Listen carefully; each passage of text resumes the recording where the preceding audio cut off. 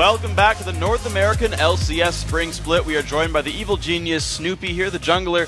You guys coming up with your second win. Coming into that match, how'd you feel about it? Coming into the match, we really wanted to win. We couldn't afford to go 0-2 after such a bad Super Week. It was a 1-3 Super Week. And also we tied up with our buddies Alliance back in Europe, so that was pretty good as well. Biggest thing coming into that game is we just didn't really know what they were going to ban. And that's one of the big things that we were looking out for in this game is we need to be reactive in the pick and ban phase. So then coming into that, they tunneled on a couple of junglers there. Elise and Vi banned by them. Tell me about when it came to that. You're like, okay, they're clearly funneling down on junglers. Was the Olaf ban an adaptation, or was that already the plan? Coming into the game, the Olaf ban wasn't an adaptation. We set 3 bans, Caston, LeBlanc, and Olaf. They were like our standard bans we're going to go with no matter what. Okay. But we were definitely unsure what they were going to ban. So we were playing reactive. We didn't actually plan the whole draft phase. We ran through a couple of mocks, but they were very uncertain. So we didn't really plan the entire comp itself.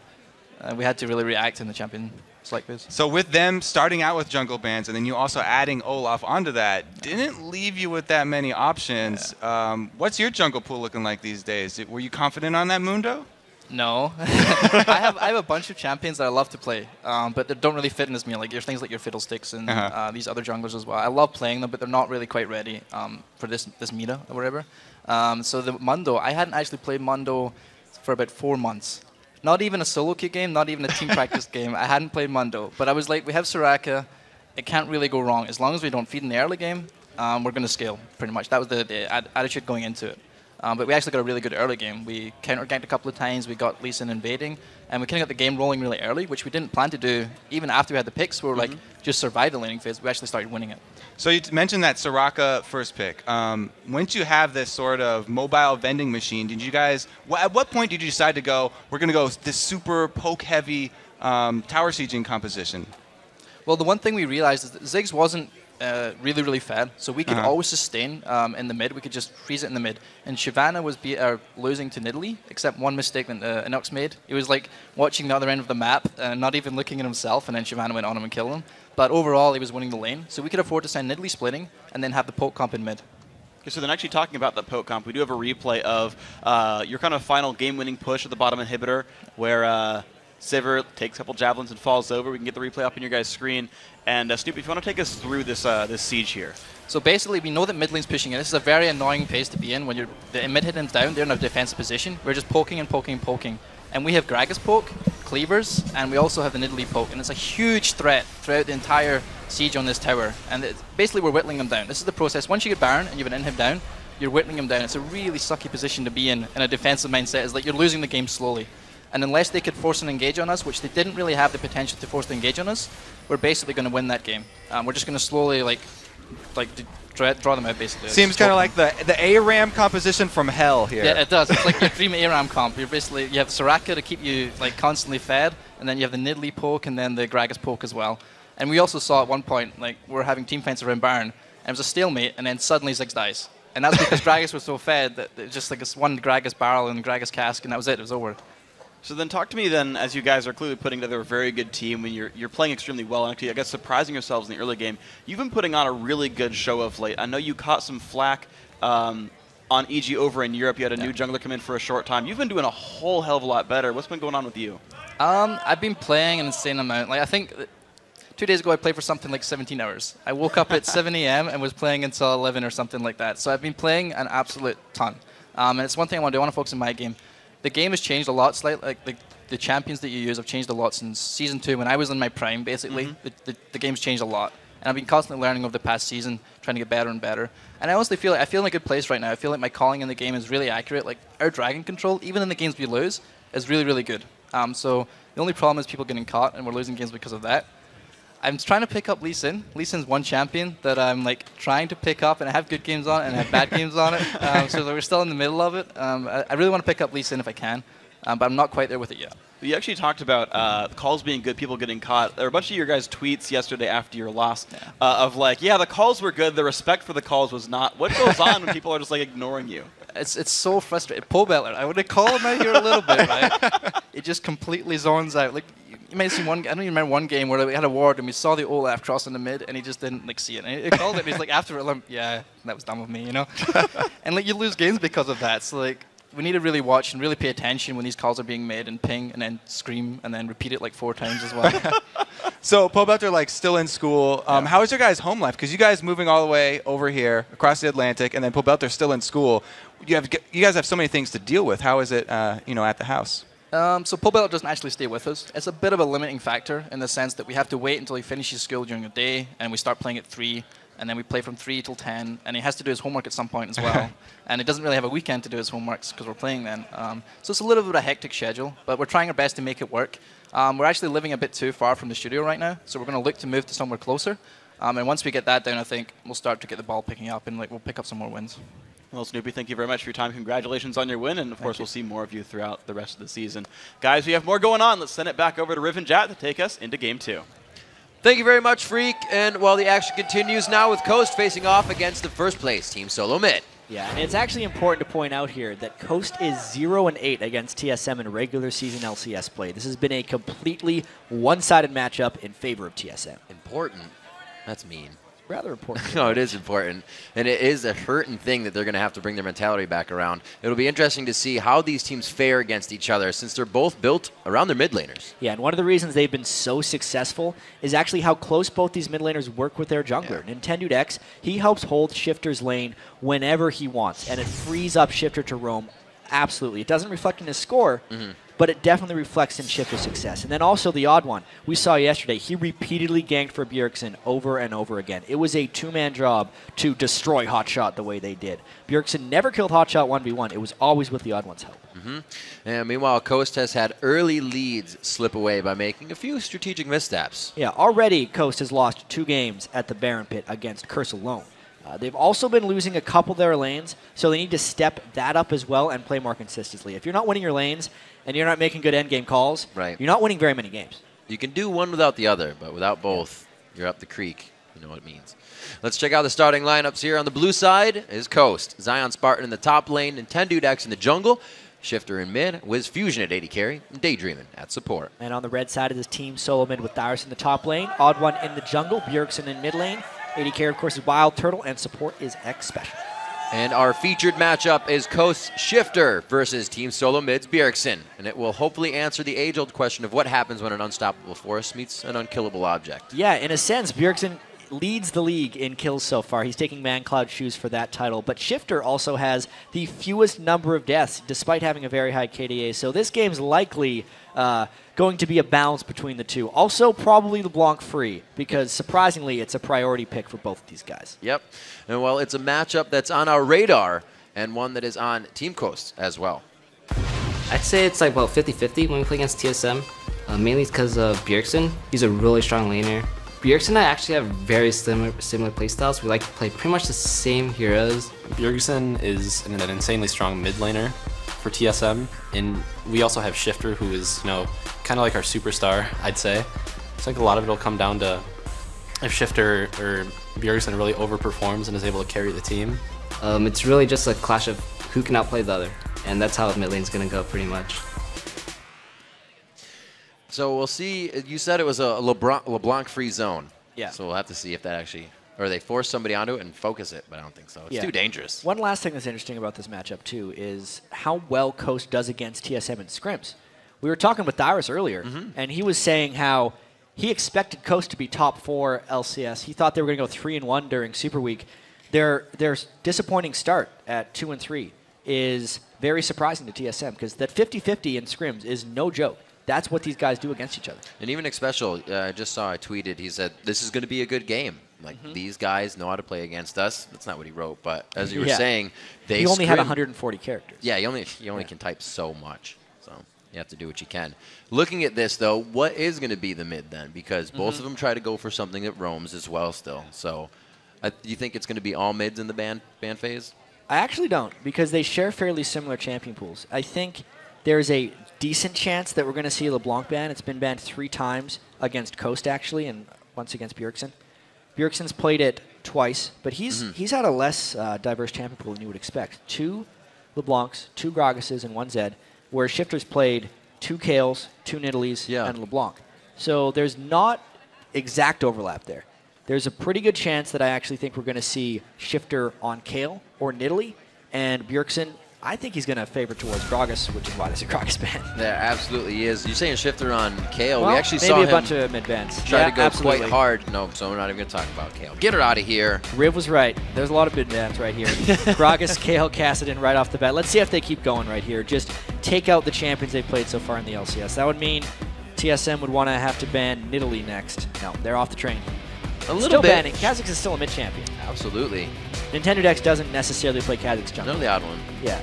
Those aren't guys who play snowball-y, Another mid-ban. get the game ahead junglers. 4 for 4. We're gonna count it right now. So far, you're 4 for 4. It's the Y in the vowels.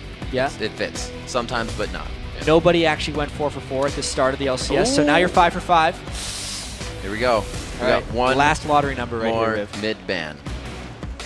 What would it be? It would have to be Nidalee, but I don't think they're gonna ban a Nidalee this early on. Yeah. Yeah. I don't know. You can tell what the focus is in this game. I feel like it's a very, very discreet. Ziggs? They're not very discreet about this. Ziggs would be a little interesting. A little weird, but But it's I mean, I'm going with it. You called it all today. 1. No ban. No ban.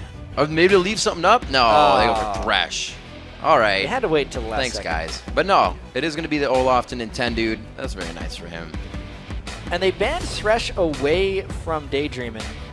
He is playing Thresh 3 out of 5 times. It is his hook master right there. Before he came into the LCS, I believe Kobe mentioned this yesterday as well. He was pretty much just a Thresh and Blitzcrank player. Because he's really good at hooks. Getting rid of Thresh is a smart ban there. There weren't really any priority mids left.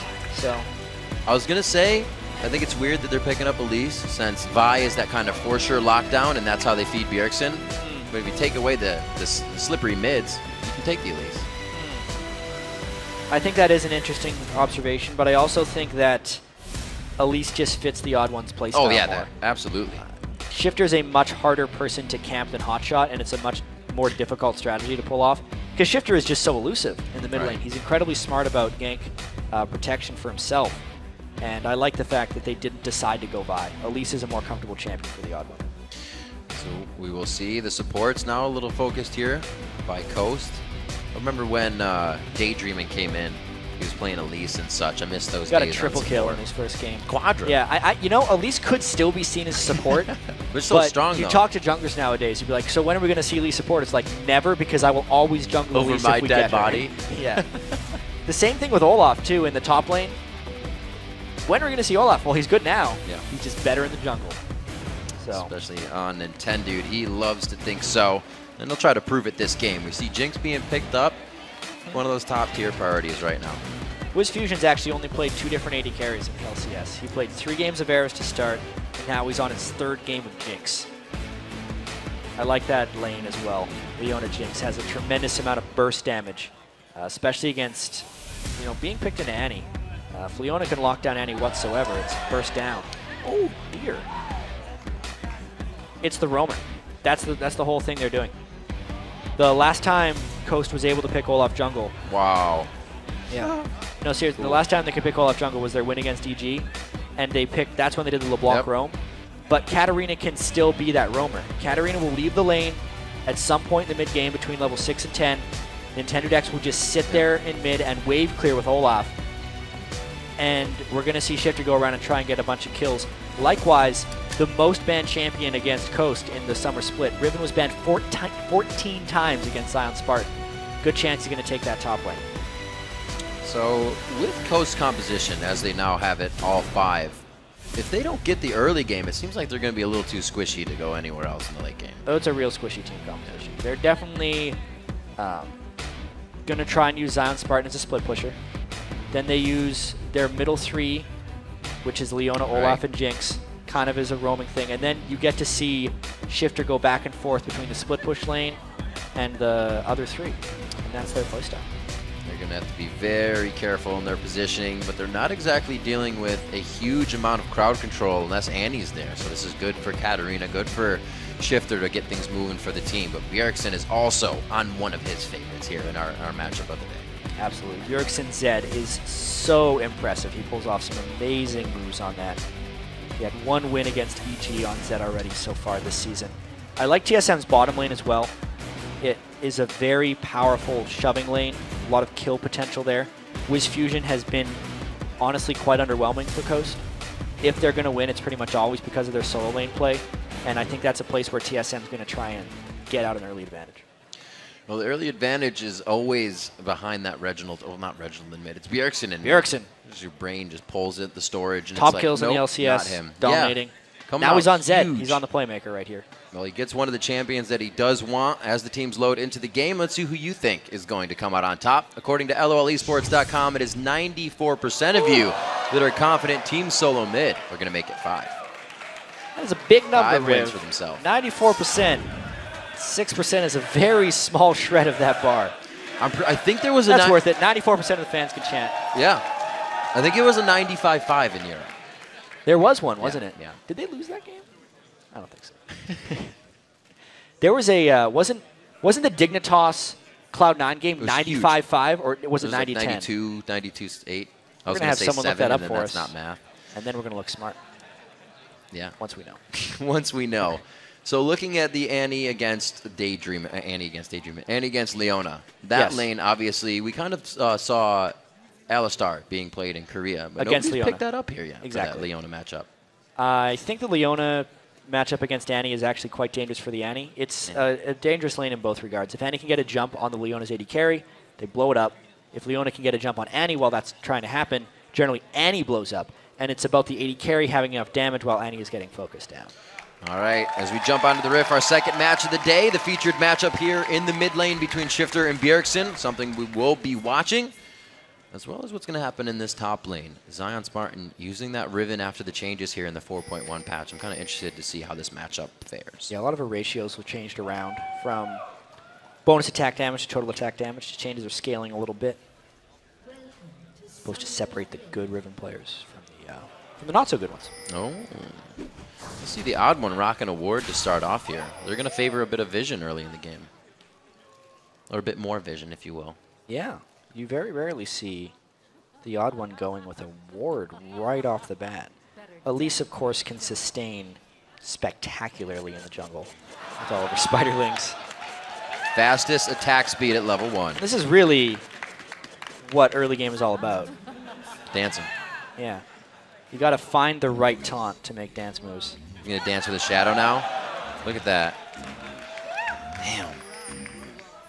He's not even looking at his screen. He looked over to the other side. He can do it without Shifter looking. could have harassed him there. Missing out on opportunities. Second game of the day, BM already? No. These guys know. Burst Oh. damage. Well, All right. TSM has the lead. Let's see what they can do with it. I think they're going to look to get some early pressure off that damage. Absolutely. Anyway, that actually says that the odd one's starting at his red buff. That means Nintendo Dex is most likely starting at blue. Standard lanes all around, but the bottom lane will have to be on high alert because both junglers are trending directly towards that. This also tells Dyrus and Zion Spartan they basically get some alone time together and they can fight. It didn't mean it like that. They're just 1v1 in the top lane. Well, Zion Spartan has started that sword, so it looks like he could go into the Brutalizer right quickly, as we did see Urgot do last game on Yellow Pete. It's a level 1 Zenith Blade, and already Wiz Fusion and Dreamin' trying to put the pain down. Hey, they got a little bit of early harass. They're trying not to get shoved out right at the start of the game. They know early level 2 in this lane matchup is of utmost importance. So making sure to get rid of that X special stun right away so they can't use it for kill pressure later. Got to get minion number 7. That first minion of the second wave is all it needs. Bjergsen and Chipter nicely dodging each other there. Looks like odd one. That's always his path. He roams towards mid. It kind of, if there's a chance of a gank, he's there. He's always there for a counter gank. Getting this ward in, not going for Nintendo Dex, and it looks like they are going to be downside. Maybe we'll see him in the bottom half of the jungle. They're actually going quite slow on their paths right now. Yeah, I mean, there's no rush at the start of the game here. They're making sure that they would be there for some counter ganks. You can see Nintendo took an extra camp over odd one. Right. These guys in the mid lane, they're good. I'm really looking forward to this matchup. There's a lot of juking that can be pulled off with both Zed and Katarina. Outplay champions are my favorite. Never straightforward and always get out of a slippery situation. Like you said, Bjergsen has showed us that with his LeBlanc, with his Zed. Those shadow movement and clone movement is very big in his skill set. Right now, the bottom lane, Wiz Fusion has been forced to pop that potion.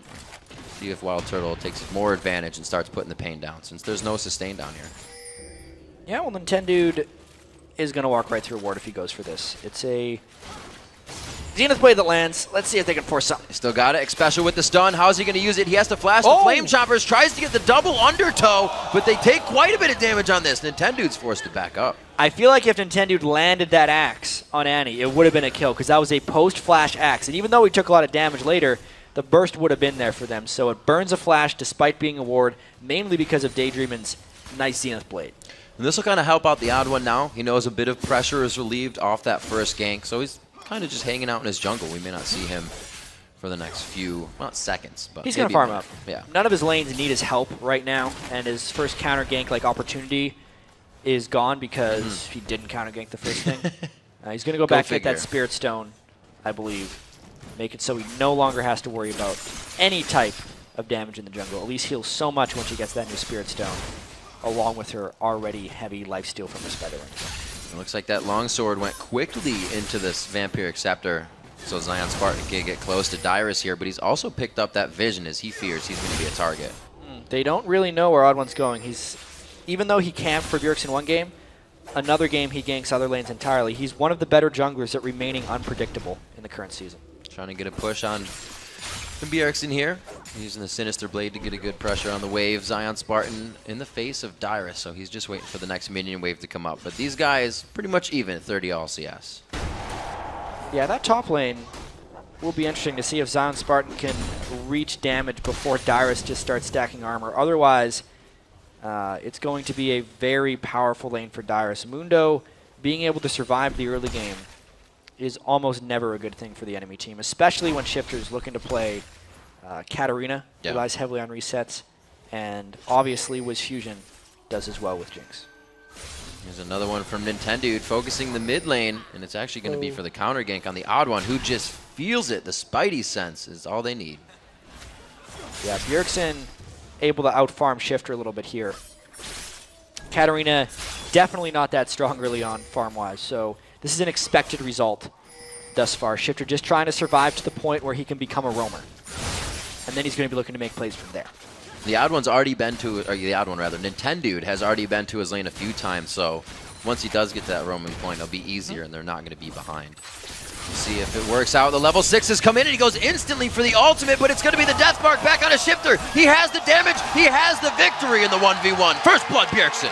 Fancy moves right there. That is the reason TSM picked up Bjergsen from Europe right there. First blood in a 1v1. Shifter thought he had it calculated.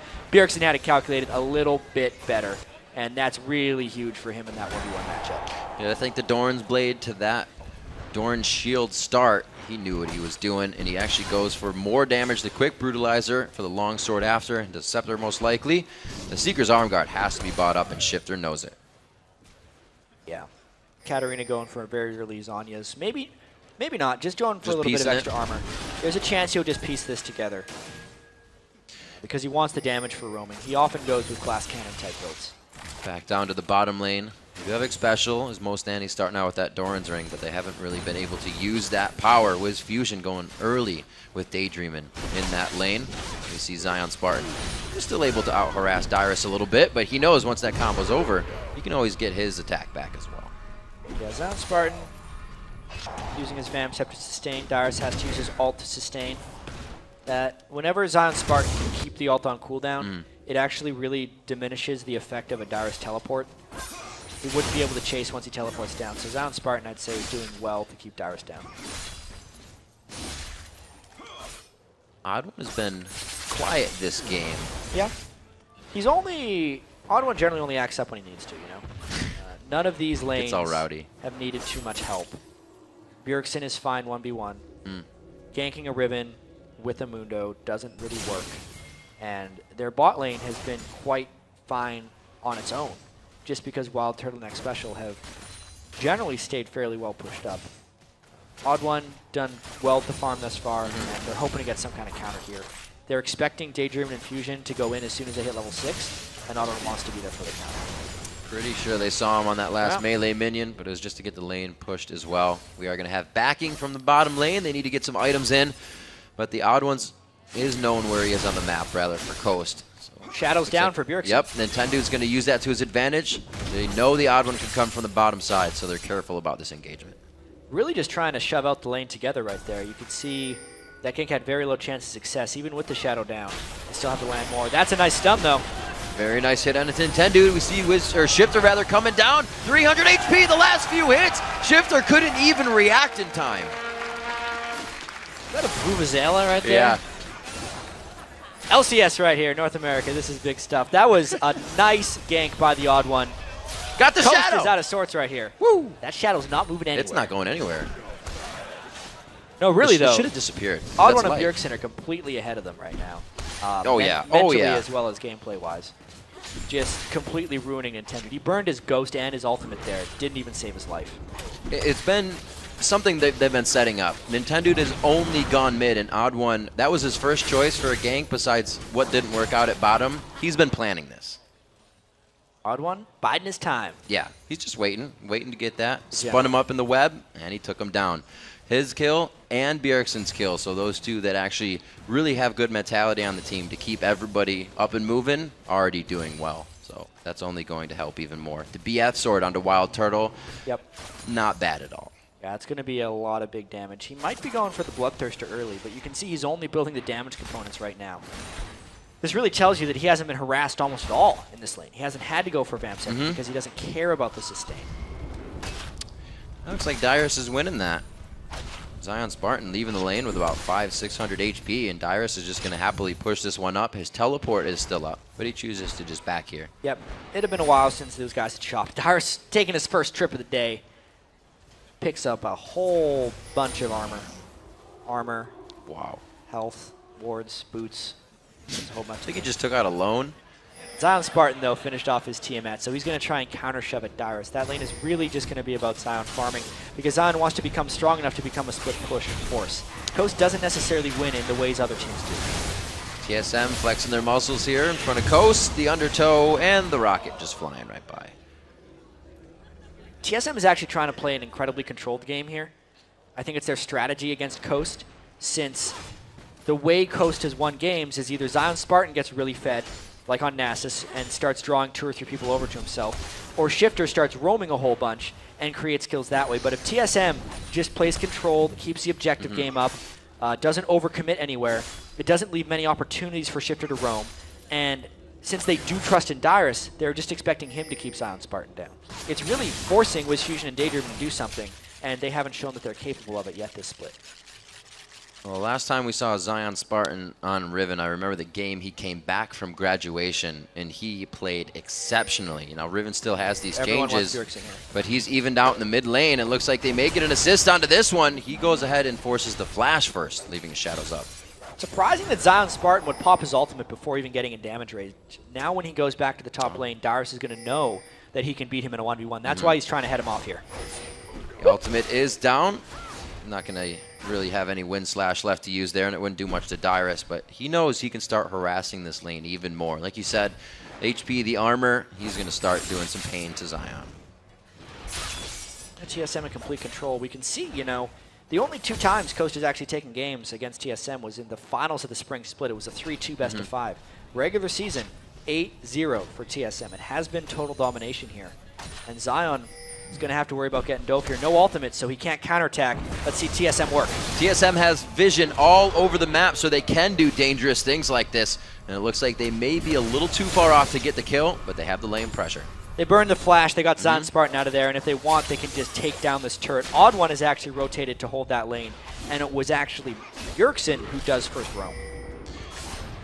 This will be going down in their favor, and that will be the first structure of the map. They've already grabbed a 3,000 gold lead, Jat, 12 minutes in.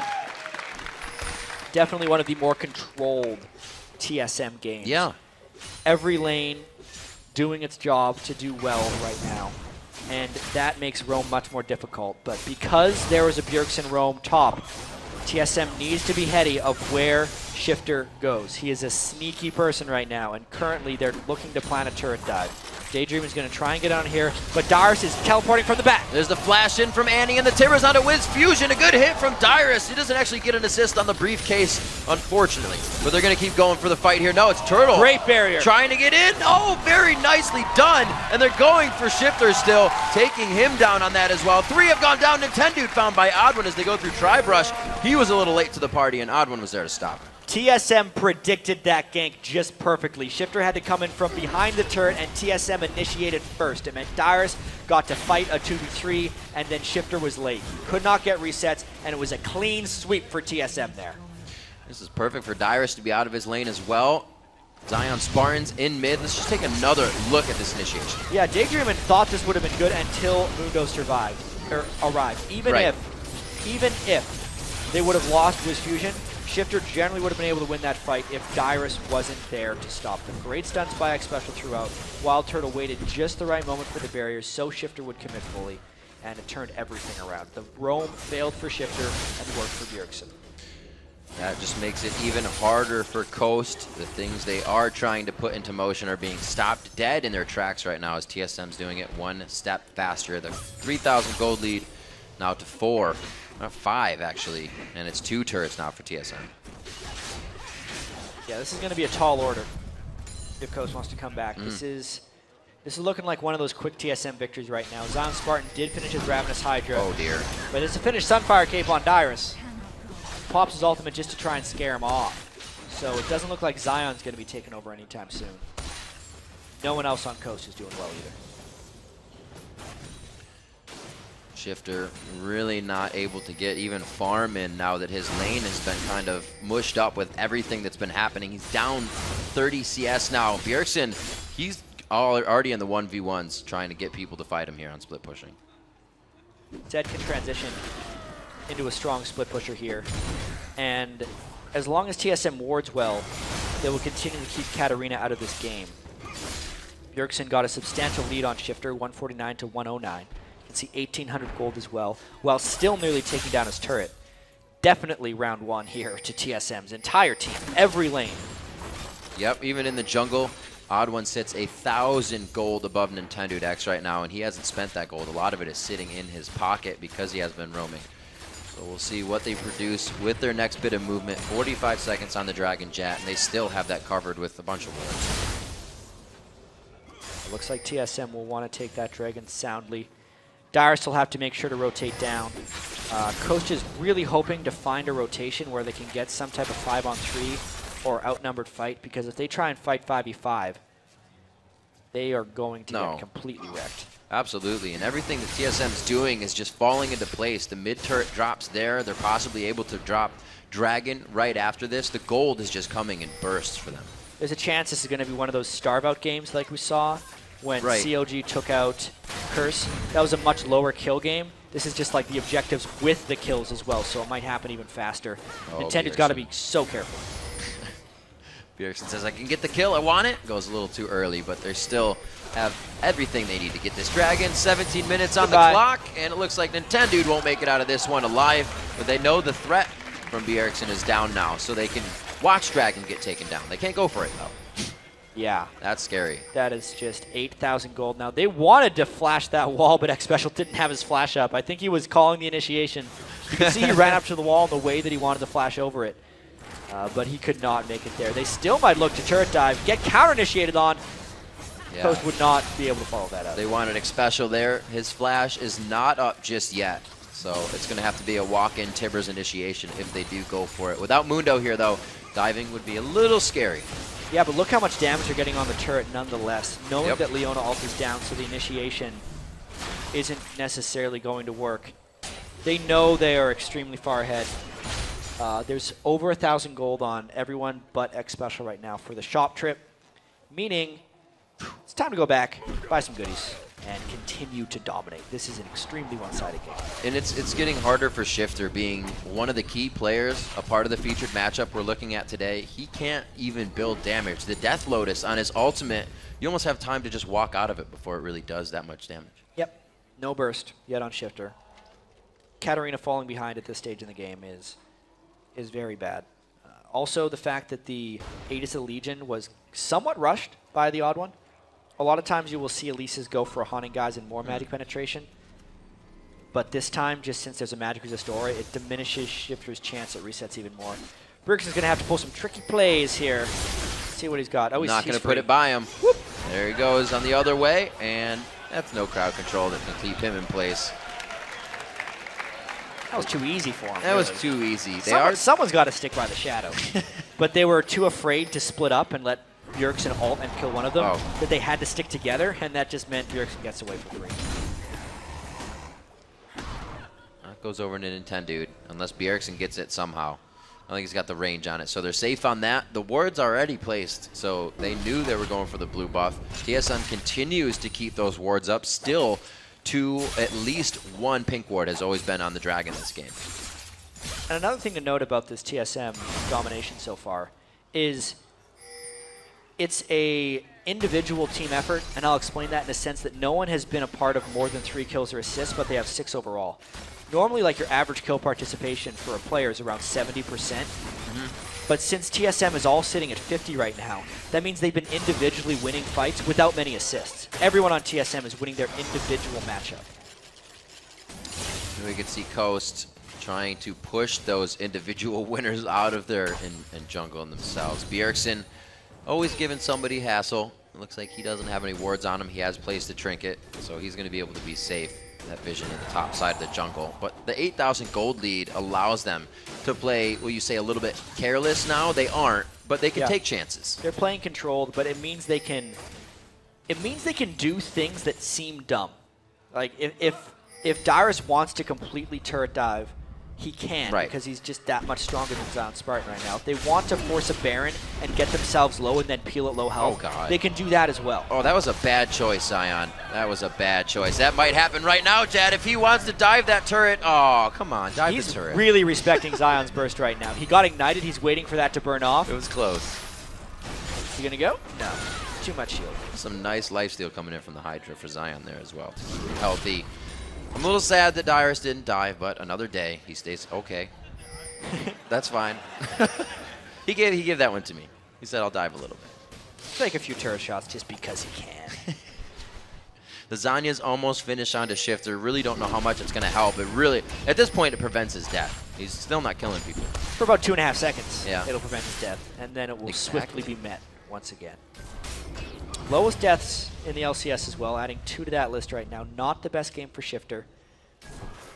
Really, the fact that he all-in at level 6 and lost set him completely behind. I think soon enough we're going to see TSM get the ward control over this Baron and take it. Surprisingly, Coast, because they're so far behind, is just playing extremely conservatively.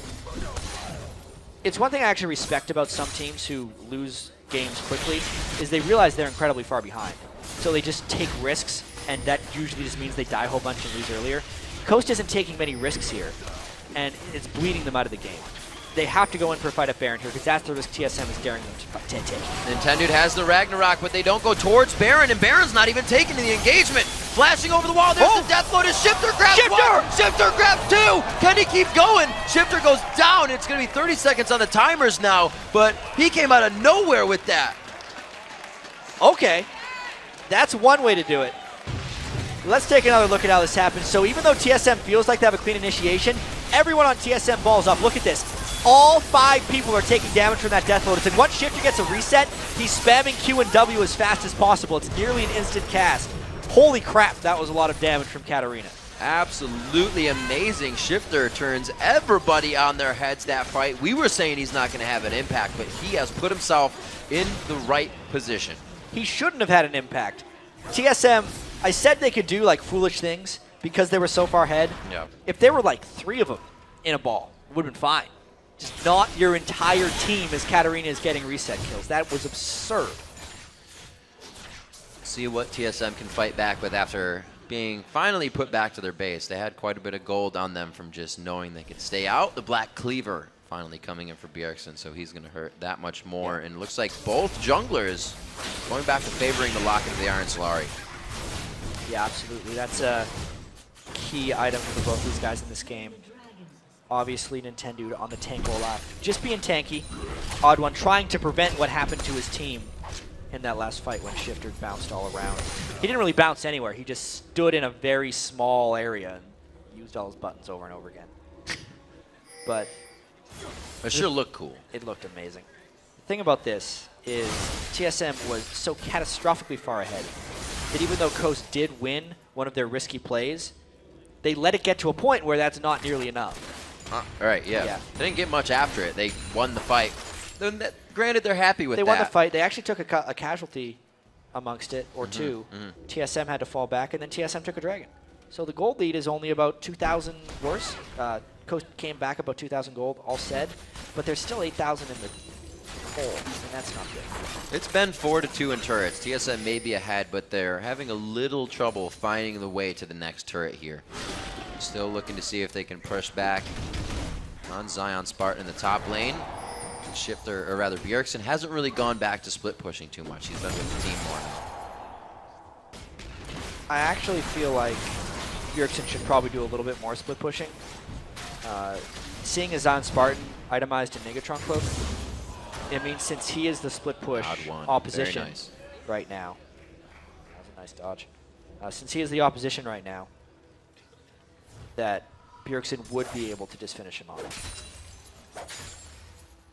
So without Nintendude, really the one wanting that blue, I guess it could go to Wiz Fusion for some zaps, but the wave clear here not really in their favor.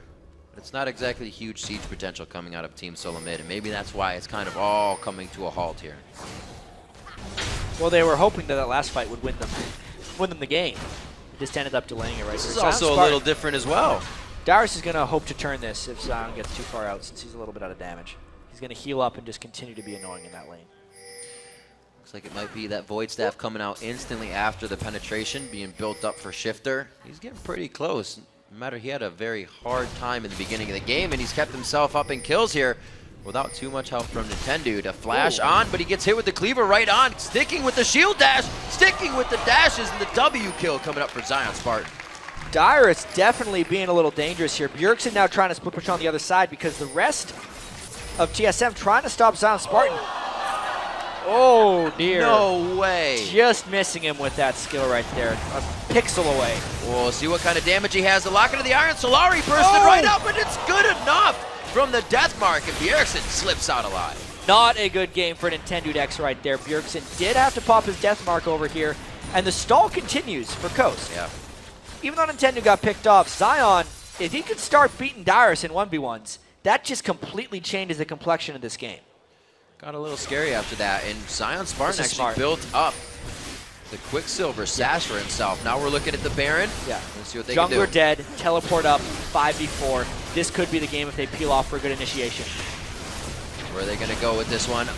The locket has already been used, so they save the initial damage from Baron. Zion Spartan comes in, and he is quite a factor of DPS. Where's Katarina? We got to watch for this.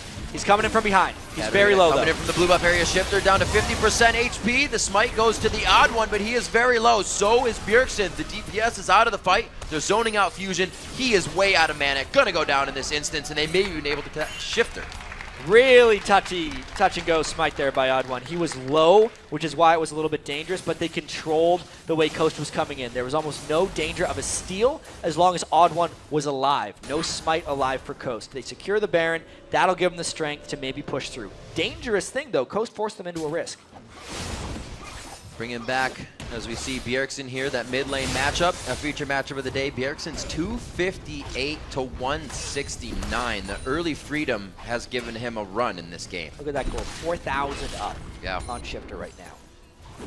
That's also because Zed has just been farming so much more, and Shifter hasn't been able to get into lanes where he can farm. Right. They've been giving most of that farm over to Wiz Fusion on Jinx, actually. Who's also behind Wild Turtle, by the way. TSM, like we said earlier, won every lane, and it's showing heavily in their farm.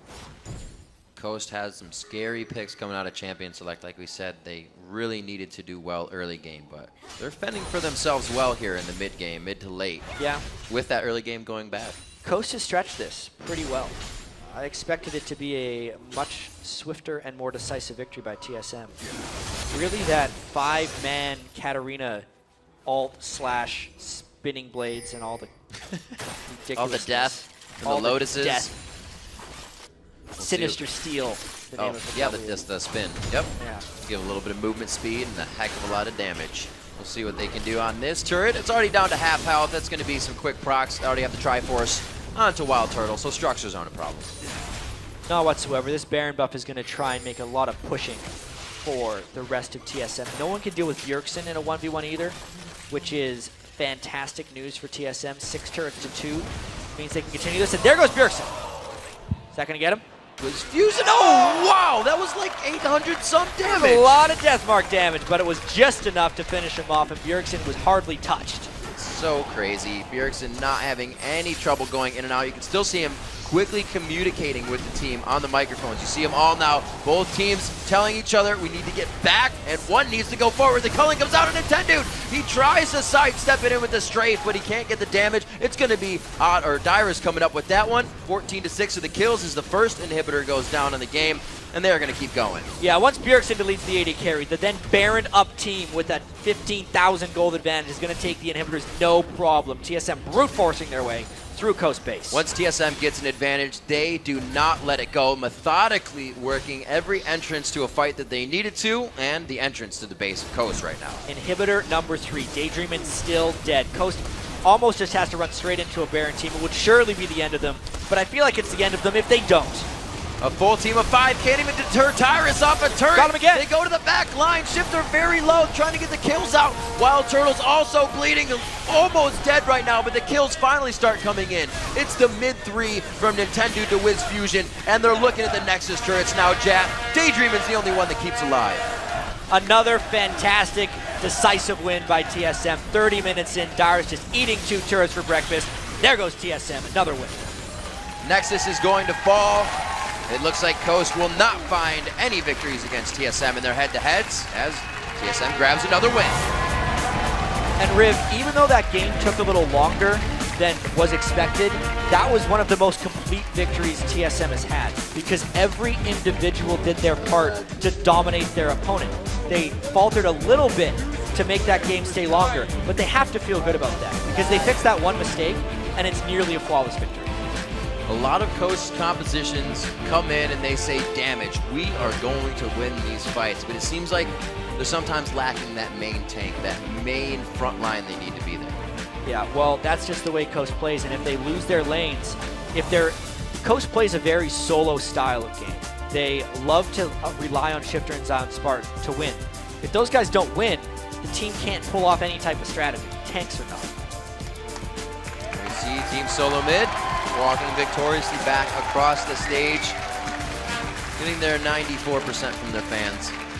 Yep, moves to 9-0 in regular season LCS play against Coast.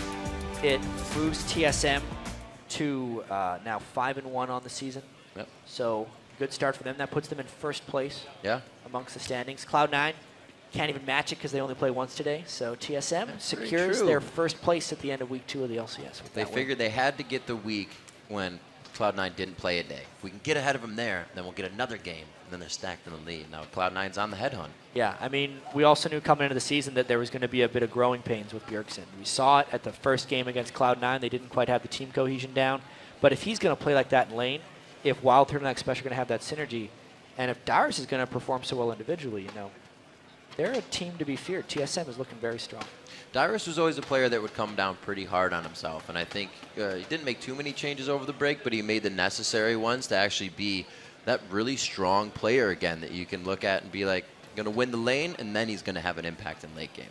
Yeah, I mean, if we think about the 2013 season in either the spring or the summer split, even though TSM finished first place in spring and second in summer after the playoffs, the starts of the seasons were rough for TSM. They had a lot of internal strife, a lot of conflict. They made some roster changes in the spring. They had a lot of fights in the summer. But this is the cleanest start they've had to an LCS split, I think, just mentally and also in the record. A lot of great changes for the new year coming in for them. We've got to take a quick break right now, but when we respawn, Bjergsen and Xpecial join Freak at the analyst desk to talk about his day on the Rift. Then we'll see if Cloud9 can rebound from their first defeat in the spring split when they take on Curse. Don't go anywhere.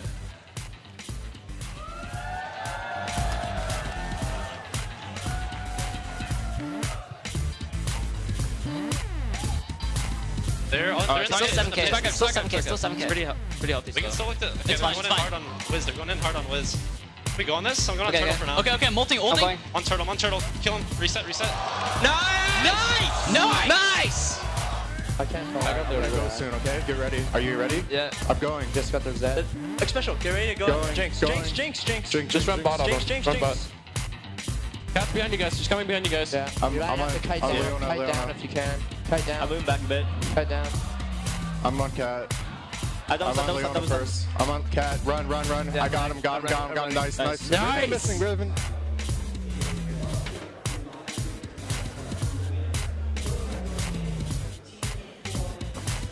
This is it, dude.